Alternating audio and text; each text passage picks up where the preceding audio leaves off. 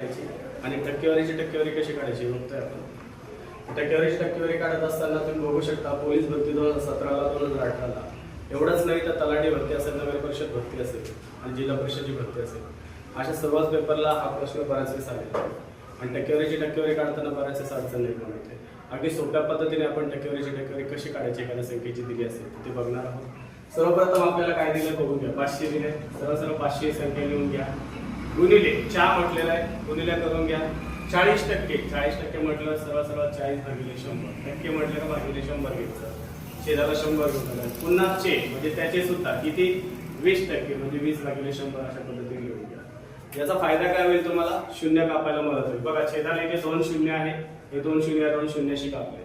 त्याचबरोबर इथे उरलेले 2 शून्य, या शून्याशी हा शून्य कट करा, उरलेल्या शून्याशी हा शून्य कट करा. म्हणजे याचा अर्थ काय फक्त की जर समजा तुम्हाला दिलेल्या संख्येच्या टक्केवारीची टक्केवारी काढायची ठरली तर सरळ तुम्ही फक्त ज्या संख्या दिसताय त्या संख्यांचा फक्त गुणाकार करा, तुमचं उत्तर येऊन जाईल.